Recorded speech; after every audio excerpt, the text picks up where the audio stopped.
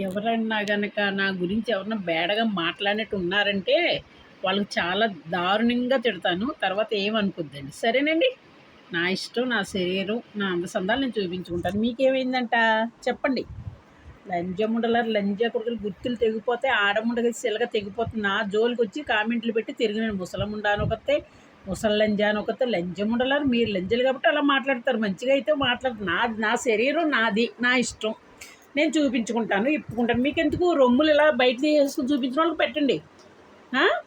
ఎవరన్నా జాకెట్లు ఇప్పి చూసినా పెట్టండి. బ్రాలో నిక్కర్తో చూసిన వాళ్ళకి పెట్టండి. అది సహజంగా ఉంటుంది. నాకెందుకు పెడుతున్నారు మీరు? నాకు తెలియగలుగుతున్నాను. చెప్పండి ఒకసారి. నేను అందరంగానే తీసుకుంటాను. ఏది కూడా అసభ్యంగా ఏం తీసుకోండి. నేను లంజముండలు నన్ను చూసి ఎందుకు ఎడుతున్నారు? లంజముండలు ఆడముండలో లంజముగుడు వెళ్ళకండి. రంకుమూల దగ్గర ఉండకుండా రంకుమూలు పెట్టుకోకండి ఇంట్లోని. పెళ్ళిళ్ళు చేసుకోండి. అంతేగాని ఈ రంకుమూడు వెళ్ళాక మళ్ళీ గుడిసెలో దూరకండి. ఎందుకు పెడుతున్నారు కామెంట్లు? పని పాట ఉంటా లేదా మీకు? చెప్పండి. ఇప్పుడు ఇది వేసుకున్నాను, ఇంకా కింద చూపించిందనా? చూపించట్లేదు కదా. లంజం ఉండలారు, లంజ పూకు చింపి పూకు నా కొడకల్లారా. నా చేత బూతులు తిట్టించుకోండి. తెలుసా? నా ఇష్టం, నేను చూపించుకుంటాను. ఇలాగా చూడండి, చూసి ఆనందించండి. అంతవరకునే. అర్థమైందా? లంచం ఉండలరా. ఏం మాయరోగం వచ్చింది?